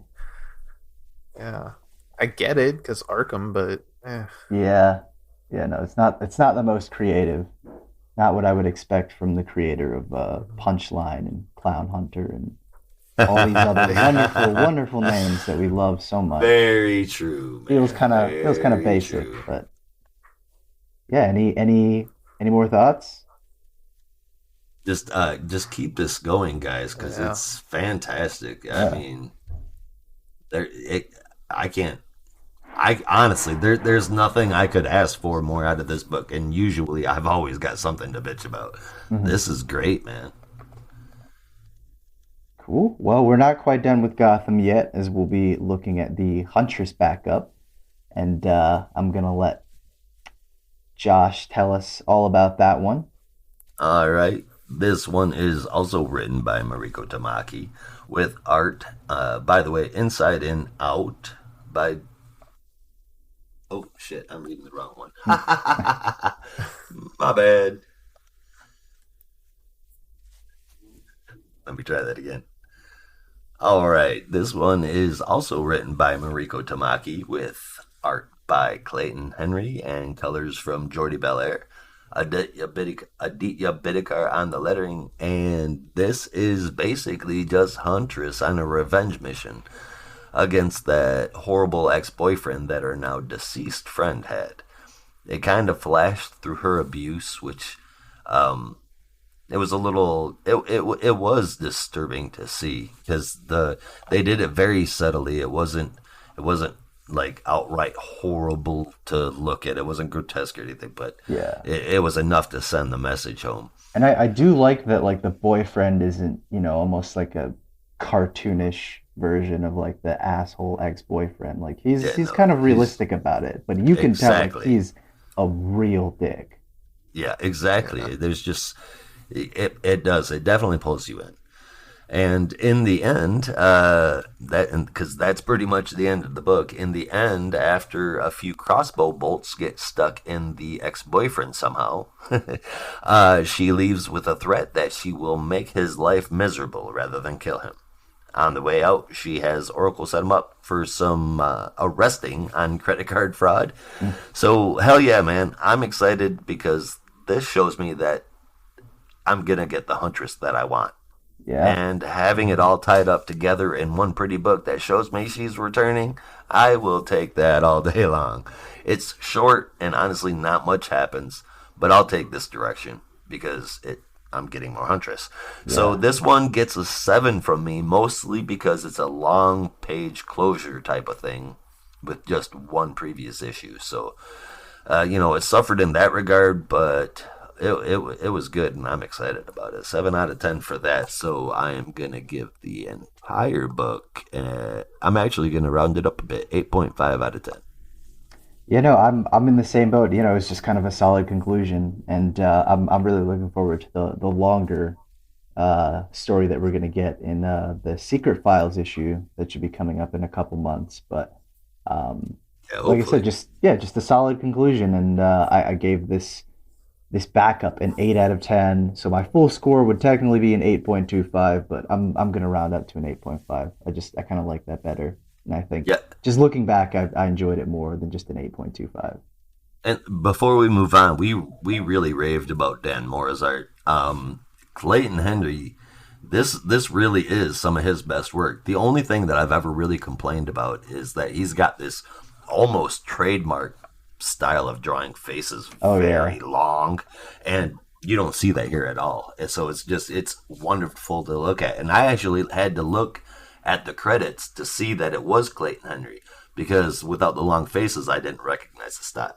I think the colors definitely helped too, because I remember he did a Black Lightning book like a couple years back, and it was just, it was fine. There were moments where it looked like really wonky, and I was like, ooh, I don't know about this. But I had one panel in particular, and I'm wondering if I should save it for my panel of the week. Yeah, go ahead. What's don't that? Spoil it. I said, go ahead and don't spoil it. Oh yeah, and I'll save it for my panel of the week. But it's actually from him, and I think it's just a perfect pair of like colors and pencils, and it's a really great view of Huntress. But anyway, I think I might know which one you're talking about. You might. I might. Anyway, we'll see. But yeah. All right. Yeah. Well. Oh, sorry. Oh my God, Rob, did you give your score? No, it is. Sorry. Again, detectives, like, this is another mystery, and I'm loving this. And I'll be honest, I didn't realize this was the last part of the story. I thought there was more to come, and I'm kind of disappointed that there's not more to the story. Yeah. They straight out said, for some reason, it was always written like Huntress Part 1 of 2. Yeah, but like I said, there is the Secret Files issue that will be coming in June or July, that I think is probably going to follow up on this. And just for the record, if anybody is listening, and for some reason I really think they are, man, too many things have lined up. But in any case, Huntress would make a fantastic regular in the Detective Comics book. I think so. Oh yeah. Yeah. She's unfortunately not popular enough of a character to carry her own title. That said, she would fit in fantastic underneath Detective. Yeah, if they can't reboot Birds of Prey, I say stick her in here with Batman. I mean, why the hell? I mean, we don't even need to reboot Birds of Prey. We know Detective Comics is going to sell, so let's throw Batwoman, let's throw Huntress, let's throw Bluebird, let's throw Oracle over in Detective Comics, and let Batman just dominate the rest of DC. Yeah. Yeah, bring back Detective Comics. Yeah. Make Detective Comics great again. Yeah, or Like, it's on its way. the Gotham Knights program and just use that to highlight a bunch of Yeah. the smaller characters. It would Give work. me Frankenstein. Frankenstein. I In love Gotham? him. Yes, please. Oh, man. Yes, with all the other monsters, please, yes. Yeah. So has Frankenstein ever met Batman? Yeah. Yeah. Yeah. Batman, yeah, very, very much so. Batman dissected him and tore him apart trying to find a way to bring Damian back to Oh, life. that's right. I do That remember was a that. crazy issue. Yeah. Yeah. that whole run took me for an emotional roller coaster, dude. Oh god, yeah. Yeah. So good. I love that idea though. Like actually, like Detective doesn't have to just be Batman. It could No, it be doesn't. a detective book. Yeah. Like it used to be. Kate Kane Batman is a debut good number detective. 27. Huntress is a good detective. Oracle is a good detective. And Bluebird could use some training. Yeah, and it doesn't even have to be just Bat Family. You could have the Question in there. You could have Well, that is Elongated Bat Man. Family in there. And, you know, I don't know if I would count Elongated Man as Bat Family or not. That's more Flash, I'd say. Yeah. Yeah. Yeah, I think you're right. But, I mean, yeah, the others, that question, both questions, Vic Sage and Renee Montoya are, like, Bat adjacent. Well, I'd say more Montoya than Vic, just because Vic has yeah. Hub City. Well, He I mean, had they're his not own the place. same. But the Question and Batman, Vic Sage, they've met up quite a few times. Just, I'd say Batman and Jim Corrigan are kind of adjacent to each Yeah, other. I feel like Yeah. Jim Corrigan's probably someone who could, which is another one that surprises me that no one really uses him in like any, detective or Batman books anymore. But the Spectre, Yeah. he's kind of just like he only appears in JSA or When the Wonder Woman occasional- dies. yeah, or something somewhere like there. Yeah, yeah, that would be a fantastic. Like Jim Corrigan just trying to figure out why the Spectre brought him here. Like that would Yeah. be great. Hmm. But that Huntress cover that you just showed us, Brandon. Yeah, isn't it God, gorgeous? that is beautiful. I know, right? Beyond beautiful. That's so hyper realistic, almost. Oh my god. I got super excited for this book now. Oh yeah, yeah, and it's for anyone who's read Stray Bullets, it's David Latham doing the art, which I think is going to be so awesome. Oh my God, are you serious? Yeah, yeah. So Oh, I'm looking on the cover right now. yeah, Hell it's yeah. going to be pretty stacked. Oh man, that's fucking awesome. Yeah. Oh, Totally worth $5. Oh yeah, for sure. definitely. Just looking at the cover, I'd pay Yeah, $5 no, it's for that. it's gorgeous. It is gorgeous. But yeah, any So final thoughts? Is that going to, because reading this second part, I really got the feel that they were hinting at this boyfriend, as abusive and dickish as he is not the man that killed Mary. No.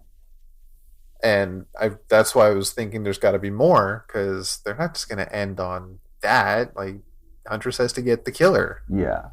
All right. Now, So- also, most of the secret files, or at least the one up till now, they've been digital only. And with a $5 price tag, I'm going to assume that this is definitely not. So maybe we're getting a major Huntress push here. So I think those are the Infinite Frontier secret files. I guess this is a new this is kind just- of like just- special, oh. Batman secret files series. It's Ah, not damn it. digital first. It's its own separate thing. But All right. yeah, I'll take it, though. yeah, Oh, no, definitely. definitely. But all in all, yeah, I gave the backup a 7.5, and that will bring me, I'm going to round up as well. The whole book, I'll give an 8.5. Awesome. All right. Well, We'll be taking one final look at the Bat family in Robin number 2. Wait a sec. After that, we're going to go Bat adjacent too. Oh, yeah. Well, I mean, it gets to the point. It's yeah. like 6 degrees of Kevin Bacon, except I think it's more like 3 degrees of Batman. Yeah, in so much as Teen Titans is Batman. But Right. okay.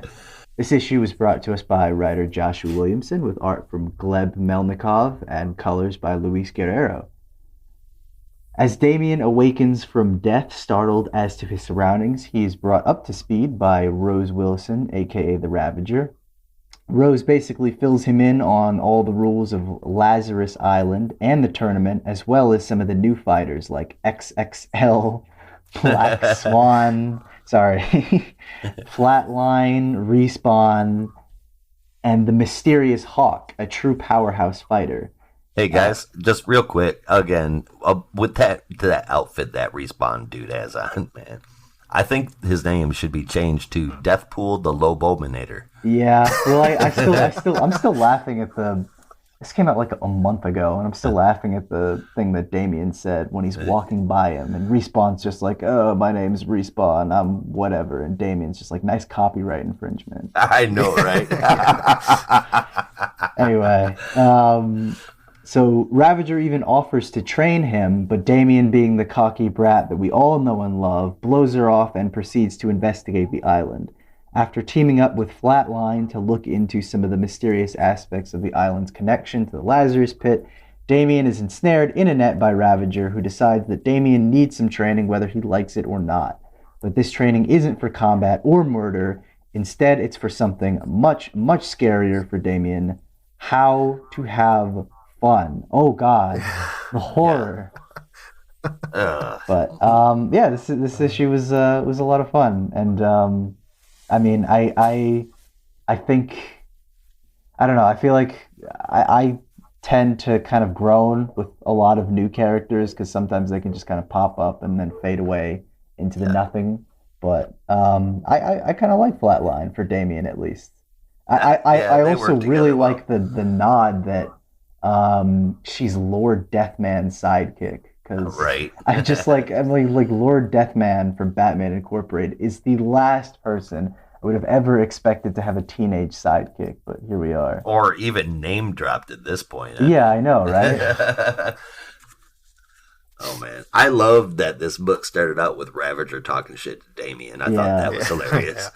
I also thought that it's hilarious that this Mortal Kombat DC style death tournament on Lazarus Island gives you 3 lives like Mario Brothers. Yeah. Now you lose your soul if you lose all 3, but you get to live forever if you win. Is that really a prize? Immortality from anything tied to the Lazarus, anything in DC. That sounds like a bad idea. It's good, Damian.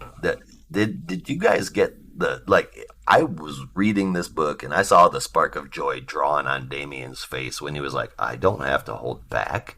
Yeah. It's like waiting for that. Yeah, you just gave this kid his birthday, Christmas, and even his first 3 anniversary presents after he gets married. This kid has never been happier in his life. I'm still volleying for Deathpool the Lobominator. And Connor Hawk, dude, fuck yeah. Except they're teasing it. It's like dangling a carrot. Like we're almost there, but not almost there. But I guess I'm kind of ragging on clothes today, but his outfit is kind of looking like some weird mesh between Green Arrow from the CW and Dick Grayson's Robin outfit. Yeah, it looks really weird. But I like it though. Connor Hawk will definitely kill, though he may not exactly be happy about it. He seems like he's a little guilty. He apologized to the guy before he snapped his neck. I think it's kind of dumb that Ravager is the daughter of the world's greatest assassin, and she's going to train Damian, son of the Batman, in having fun. I know. Hey, but he's got to learn from someone. I mean, yeah, I guess. Lighten up a little bit, but I mean, take him to a tiki party? I don't think Damian's ready for that. But overall... He's 14. Right. I've met some 14-year-olds who were ready to wild and out like that. At a tiki bar? Yeah. but overall, I am totally in. I'm having a hell of a time reading this book, and it's absolutely fantastic to look at throughout the whole thing. Robin number 2 gets a number 8 from me. Awesome. Rob, what did you think? Great second chapter, just amazing. Oh my god, I love this book so much. In the world of like Lazarus Island being a Mortal Kombat game, Connor Hawk's my main. For sure. Whenever I play a video game, I pick the Ranger, and Connor Hawk's going to be my main. But I mean, that kind of got me thinking, like, because they've done, Marvel versus Capcom, and they've done, I think they did it was DC versus Mortal Kombat, but unfortunately, and the idea was great, man, but that was not good execution. No. and obviously they have Injustice, but I don't know, it got me thinking about a Mortal Kombat style game that's just focused on the best fighters in the DC universe. So Shiva, Black Canary, Wildcat, Batman, Richard Dragon, those guys. Awesome. Hell yeah, dude, that would be kick ass. Yeah. Maybe just like a DLC or something. I don't know, but I'd be down for it. Yeah. It was funny you mentioned as well, Brandon, about characters that just get lost to time. And Raptor's in this. Yes. Ooh. Yes. Right. Every time he shows up, he Tim talks Seeley's less Nightwing. and less. I know. Yeah. I know. I loved Raptor in that, but yeah. And also I think it was Japanese Batman. I can't remember what book he was from. But he's one of the people that Damien kills. I wonder how Bruce is going to feel. Well, Batman Incorporated's been long dead at this point, so maybe he doesn't care. But well, Damien wasn't aware of it, and he broke into the Bat computer and stole Batman's diary. So there's a good chance that for some unexplainable reason, Batman is unaware of Lazarus Island either. I don't know. That doesn't seem like Batman. I feel like he knows everything. Oh yeah, but come on. I mean, I'm a Bat stan, and I'm a Bat stan, and even I say Batman, not Bat God. Yeah. We'll see, but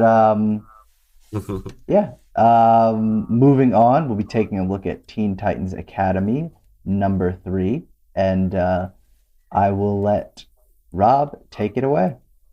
Gladly. So, writer Tim Sheridan brings us this with pencils from Rafa Sandoval, inks from Jordi Tarragona, additional art from Max Raynor, colors from Alejandro Sanchez and Alex Sinclair, providing the colors with Max Raynor's additional art, and letters from Rob Lee.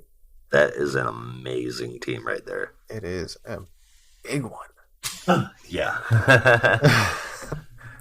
Red X is helping the Suicide Squad get into Titan's Tower, which you may have seen in a couple of books in the past couple of weeks, sneaking them around the sensors. Superboy sees a photo of him with Young Justice and pauses while a sensor gets in range and sets off the alarm. Now rushing to find Alinta, the squad corner her in the locker area, which you would have seen in, I think it was the last issue. Mm-hmm. With the OG Titans on a mission to rescue Markovian meta-teen refugees, the new class and upperclassmen come to her rescue. Seeing a difficult situation, Waller orders to kill everyone, but Peacemaker has issues with that. Red X also hates the idea and switches sides again and fights with the class. As the OG Titans arrive back in time to join the fight, with the squad get teleported out by Warp, another addition to the Suicide Squad. Talon was almost apprehended by Crush, but lost him due to the other Titans fearing she would kill him and distracting her. Frustrated by the notion, she takes off for her own book where she can do what she wants. Now on the case of who Red X is Gotham's own The Bat Pack. Again, detectives. There's like a theme sensing here. Clearly. I don't know if I would quite call the Bat Pack detectives, though, man. They're Nightwing. They certainly think they are. Like that. Yeah, right. Now, I just want to point out. Oh, Connor, will someone save you, please? Yeah. I thought this was going to be it, but I'm just like, that's my biggest problem with it. Just seeing Connor show up and like not do anything. And I mean, he takes a moment to pause, but it kills me.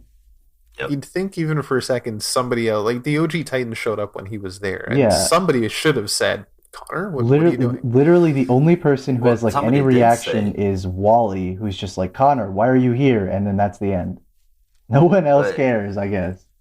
well, I mean, things are going on really, so it's action heavy. Blah blah blah. Okay, slide that aside. There's got to be some kind of like maybe not quite 100% effective memory control, brain control, memory loss shit going on here. Yeah. I mean, because he paused and looked at it like he was like kind of looked familiar. You know what I mean? Hmm. So I mean, maybe, or I guess rather obviously, he's not in control of himself. Yeah, I don't guess we'll think that he see. knows that he was a part of that team at this point. But what did you guys think? Oh, I shoot. enjoyed it. Yeah. I'm loving this story so far, and I can't wait to see again who Red X is. And I talk about this every month, but I'm gonna keep talking about it until they reveal the identity. Uh, Give me it. The one thing I found a little odd on the cover, Superboy, the face, he looks kind of like a mix of John Aston and Don Knotts. The whole damn cover. I was Yeah. like, what in the hell? It just looks, you know what it looks like is it looks like they drew it on a much taller resolution and portrait mode and then just kind of squished it down. yeah, it definitely did look. That's why I noticed it with Peacemaker's face because it looked really squat on that cover for some reason. Yep. Like I know he's got It's the that. helmet and everything, but it looked like it was like I don't know. It just looked really squished. Yeah, it did. Thankfully, most of the rest of the issue isn't like that. It looks pretty good, actually, in most parts. I think so. This is for me 7.5 out of 10. I enjoyed it. I love a good mystery. Can't wait. Yep. I feel like the story picked up and it's definitely moving in the right direction. In the beginning, man, this thing was super compressed, but I see it kind of had to be in order to set us up for the rest of it. The pace has improved so much and the story is damn interesting. Side note. I thought it was funny on the last page how it said, check out Crush's solo adventures in Crush and Lobo. There's 2 people in that title. How in the hell is that a solo? Yeah. But regardless of goofs like that, guys, I am still here with you, Titans. 8.25 out of 10. Wow, yeah, no, you guys like this a lot more than I did. I don't know. No. I think I'm still a little iffy about Connor's place on this team, especially because I was really hoping that this would free him from the clutches of the Suicide Squad, but we're not. We're Yet not there another yet, so- mystery. Yeah, so it just I don't know. Like it was a solid issue, but I think like just that kind of brought it down for me, and I just like I'm into the newer characters, like they're growing on me, and that's all well and good, but just putting the Suicide Squad here and basically having like none of the Titans acknowledge the fact that Connor was a big part of that team. It just I don't know. It felt a little weird for me, just kind of off, and didn't really work. So I ended up giving this issue a 7 out of 10. Fair But enough. I did really like the art. The art by Yeah. Rafa Sandoval is great. Yeah. All of it. Both teams pretty dang good. Oh yeah, for sure. Right. Well, next we're going to briefly mention an issue that came out this week, sort of an honorable mention, and that is Stargirl: The Spring Break Special #1. So I'm gonna let Rob briefly summarize this one, and we'll share our thoughts.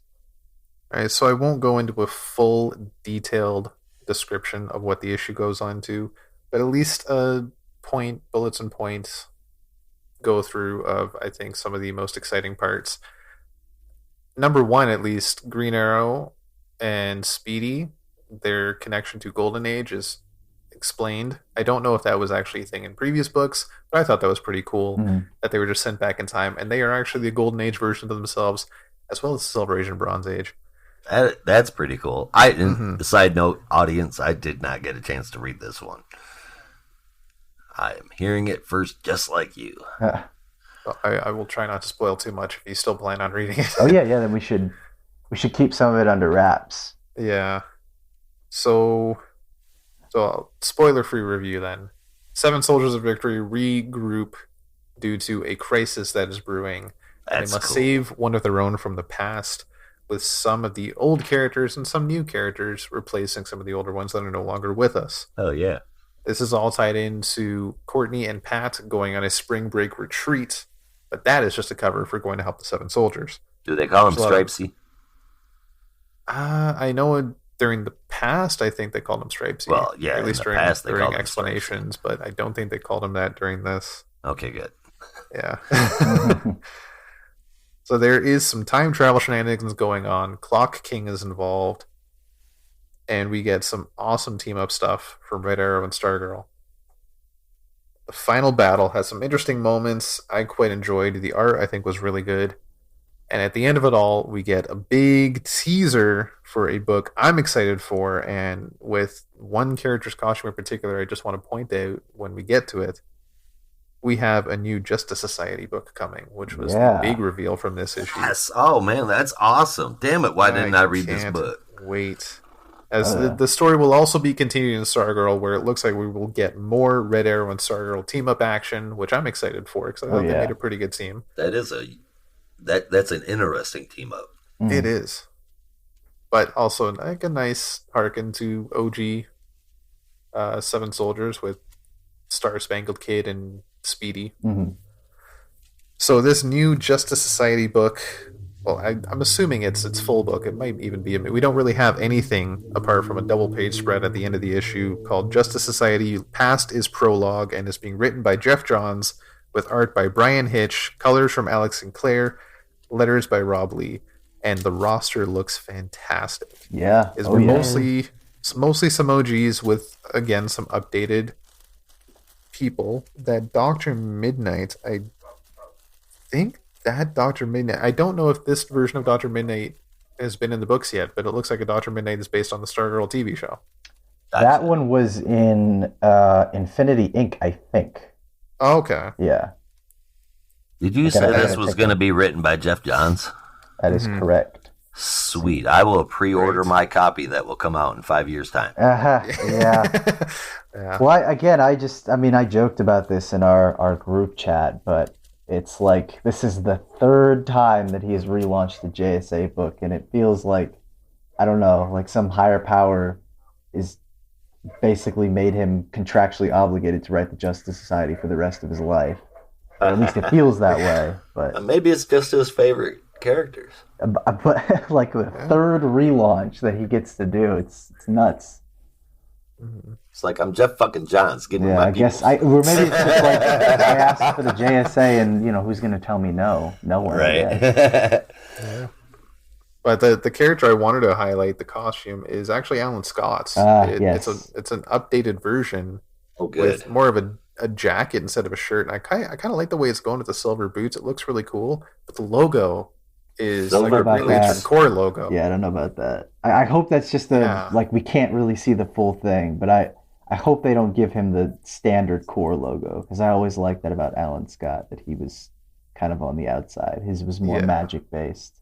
I did enjoy that, but I think Jeff Johns is involved in somewhat with the live action Green Lantern stuff we're going, whether it's the movie or the TV series. Oh, they're retconning. So they might be connecting that. no. Yep, they're gonna retcon it, dude. Yeah, and they're gonna. If it's Jeff Johns that's in charge of this shit, I bet you somehow he'll wrap it back to Doomsday Clock. They tried to retcon it that he was in the core in the 90s, and that sucked. That's weird. It was the '90s, though. Admittedly, most shit sucked. Yeah. Yeah. This comic book is not selling. How do we make it sell more? Well, my best idea is probably add more pouches. Yeah. Well, I mean, it was just Maybe a some swords. stupid retcon. Who needs feet? Yeah. Like it was basically that a Green Lantern had crash landed into ancient China, and the ring basically devolved into a mineral, and then that mineral became the lantern that spoke to Alan Scott. And it's like they were trying really hard to find a creative way to tie it into the core, and it's just like you really don't have to do that. No, I mean, you could just, instead of a lantern, I mean, if you're going to retcon it and make him the same as all the other lanterns, which I mean, I get it. That is a downer, but it doesn't sound like that's not going to happen. So you replace the lantern with the ring, and it's exactly the same thing. Other than his weakness probably won't be wood anymore. Mm-hmm. And, you know, obviously his powers won't be magic based. Mm. Unless he's got some kind of magic ability already, then maybe he'll be able to use them together. I'm kind of stretching that there, though. Either way, I'm excited. It's always good to have the JSA back. Mm-hmm. And I was wrong, and Stripesy is actually mentioned, but at the very last page where we get a Fred Hembeck original. Oh, yeah? Where you get to play Where's Stripesy? And amongst a slew of Golden Age characters. That doesn't count. Yeah. But that was the book. I enjoyed it. If we're rating it, I would probably give it an 8 out of 10. I thought it was a lot of fun. Yeah, no, I pick it up this weekend. Yeah, I felt the same. It was just kind of a fun little one-off tale, but also setting up some cool stuff. So I gave it an 8 out of 10 as well. Right on. All right, now that that's done, let's break down our top 3 books for this week and a standout moment if you have one. So, Rob, why don't you get us started? So my top 3 is a little weird based on my scoring, but at least how because I'll explain it when I get there. Number 3 is simple: Batman Superman. Fantastic art, fantastic writing. Keep up the good work. I love this story. Number 2 may have been my highest rated book, but I'm giving it to Milestone Returns simply because it is a setup book. It's not, to me, a full issue, but that doesn't mean it shouldn't be number 1. So realistically, in my mind, it's kind of a tie. Yeah. But because number 1 is its own full book and we're getting full-on story as it goes, I'm giving it to Robin. Nice. So much fun. I love the Mortal Kombat vibes, and I can't wait to see some fatalities going on. A lot of lives have already been spilled already, but if Respawn does some Scorpion stuff and just get over here and rip your head off, I'm sold. He does have big hooks, man. It's totally possible. I'm so excited for that. And my favorite moments Deathpool the Lobobinator, telling you. My favorite moment is the Titans class come to the rescue. When you see that spread, I thought that was really cool. I didn't expect that to happen of all the things that could have happened, but I thought it was really cool. It shows that camaraderie, and you get to see everybody just ready to fight, and they're in it for the long haul. You can see that these kids are really in it to be heroes. Thought that was really nice. Awesome. Well, I know for me, my top 3 books for this week. At number 3, I had a 2-way tie between Robin number 2 and Action Comics 1031. I couldn't really make up my mind on those two, but they were both pretty solid in my opinion. Number 2, I had Batman Superman number 18. I still really love the direction and tone of this series. And then at number 1, I had to give it to Detective Comics 1036. Just such a phenomenal issue, and it just really keeps digging into the mystery and I don't know what else to say. So my favorite moment came from Detective 1036, specifically the Huntress backup, and this is what I was talking about earlier. It's a brief panel where you see Huntress stepping out of a window, and it's I think it just really struck my eye because it was the coloring that was used, where it's almost saturated entirely red, save for Huntress's costume, which is the black and purple and yellow, but it's almost tinted with a red. Yeah. To the point where it's almost like a new color that's made. It might as well be, and it's just really, really well done. So that was my moment of the week. But Josh, what are your top 3 books for this week and standout moment? And my standout moment was when I picked up this book and started to read it. I'm gonna have to give all 3 places to Harley Quinn. Just kidding. Of course. Oh man. So the ranking I had, I didn't have to fuss with this too much. It kind of fell right into place. I'm giving Titans Academy number 3.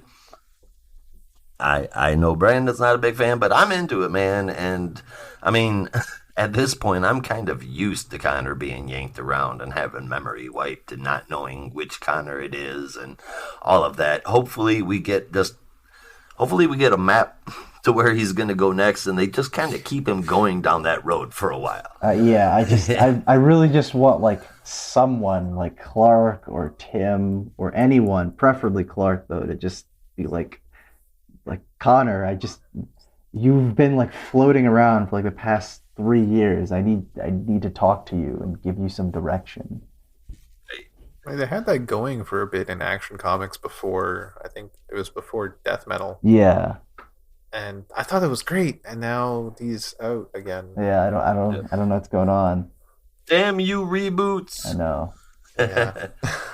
Anyway, number 2 is gonna have to go to Detective Comics. That shit is just top shelf across the board. But I had the most fun. I was looking forward to it the most, and I enjoyed it, setup issue or not. My number 1 is Milestone Returns, man. I had a hell of a time with that. Very cool. My favorite moment is going to be Huntress showing up a detective on that rooftop. She's full on coming back, at least it looks like it, and I was not expecting that, and I am so happy. So that one's got my favorite moment. All right, that was fun, but this is even more fun. It's time for The Biggest Stinker. Oh, that's nasty. So, which title made your stink list today, guys? Obviously, Harley, for reasons you all know. What about you, Rob? One day, Josh. One day know. you will see. You will see the light. That ain't happening. So I had a hell of a time picking my biggest stinker, and I honestly just, at the end of the day, I was almost a coin flip. But I had to base it off the lowest score. As much as I didn't want to put it here, I had to put Action Comics. I loved everything this week. It was all good. I thought it was a solid week for DC. They've been killing it since Infinite Frontier started. But Action Comics had the biggest stinker simply by being the lowest score. It's by no means a bad book, but somebody's got to be the stinker. Yeah, my biggest stinker for this week has to go to Teen Titans Academy number 3. Not, like I said, not a bad issue, just, didn't really work for me, and I still want to see Connor liberated at some point. And I'll keep fighting for that, but we'll see what happens next. All right, real quick. Bob said someday I'll see. Listen, you guys out there. Both of my co-hosts and anyone listening, if you ever hear me say that I appreciate Raleigh Rosmo, I have fallen, I have hit in my head, and I need to seek medical advice. Hey, it Definitely. could happen. It's not gonna happen. I used to hate Frank Quitely. Like, I could not really? stand to look at his stuff. Wow. Oh yeah, and for a while it actually stopped me from reading New X-Men, where I was just I don't want to look at it. It makes me sick, and I don't know. One thing just one day it just kind of like something clicked in my brain, and suddenly I was like, you know what, it actually isn't so bad, and slowly started reading more and more of his stuff, and now I freaking love the guy.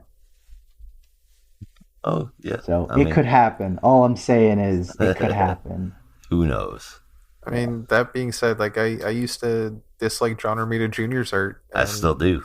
I still do as well.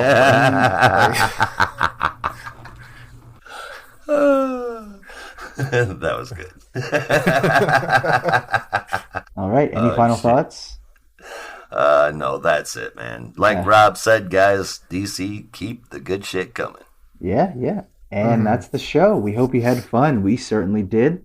Come back next week for more DC Comics talk when we'll be reviewing Crush and Logo number 1, Suicide Squad number 4, Swamp Thing number 4, Batman 109, Crime Syndicate number 4, Justice League number 62, Green Lantern number 3, and The Nice House on the Lake number 1. I'm looking forward to that, man. Oh yeah, that'll be a good one, I'm sure. We'll be here talking comics, and we hope you'll stop by. Remember to go to notarobotpodcast.com for all of our episodes and our other shows with all sorts of people. With that, there's only one way that we say goodbye around here. Until next time. Be good to each other. And don't be a robot.